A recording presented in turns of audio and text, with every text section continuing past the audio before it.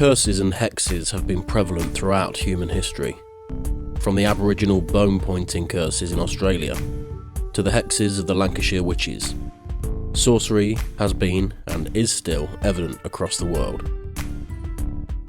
In 1951, on the Hawaiian island of Honolulu, 85 Filipino men died suddenly after experiencing extremely violent nightmares.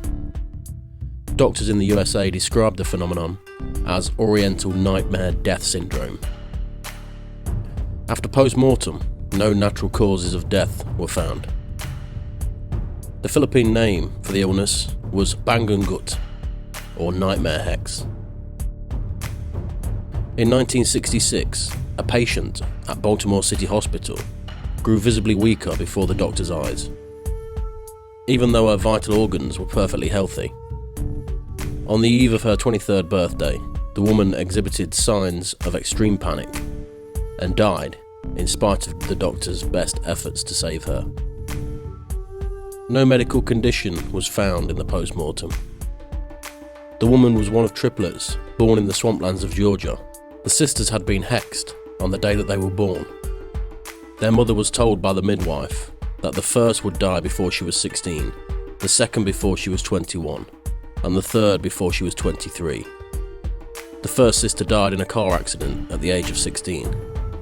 The second died as the result of an accidental shooting on her 21st birthday. Psychologists have recognised the power of mental attitudes in relation to health for many years. Sanford Cohen, a psychologist from Boston University in the United States, says the key lies in the feelings of utter helplessness and hopelessness engendered by a curse. The theory that the power of the hex lies in the belief of the victim rather than the magical powers of the sorcerer. The effects of fear on the human body have been well documented. In extreme cases, the heartbeat can slow and cause a drop in blood pressure, which can in itself lead to death. The lungs can also become paralysed, leading to fatal oxygen deficiency. But these effects cannot account for the accidental deaths demonstrated in the example of the Georgian triplets. There are also examples of hexes working on victims who have no knowledge of the curse put upon them. In 1950, the photographer Haslett Davis was due to attend the coronation of King Esse Bonzon in West Africa. On the morning of the coronation, Davis awoke to find himself paralysed down one side. In severe pain, Davis called for the mission doctor.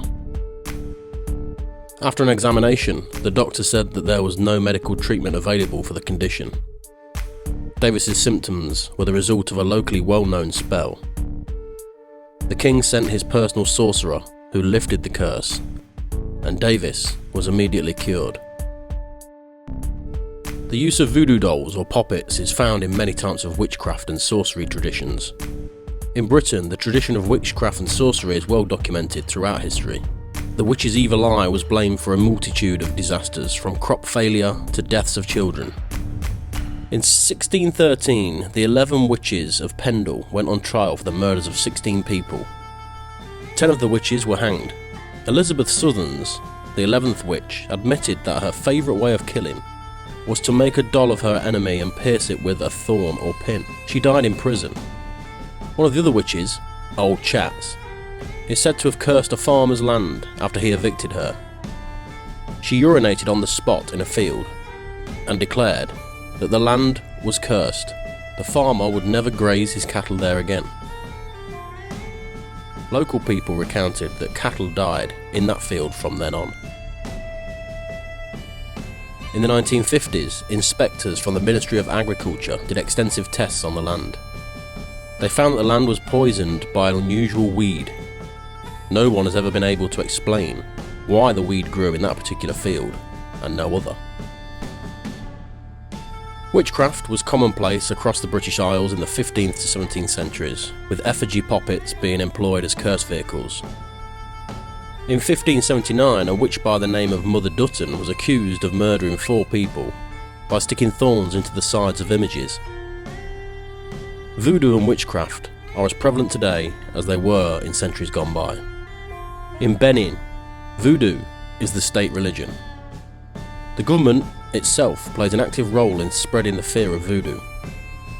In New Guinea, 2009, a young girl was burned alive accused of being a witch and infecting men with HIV. A month later, a father and son were also burned to death after being accused of witchcraft. In Tanzania, albinos are regularly killed for use in potions and rituals.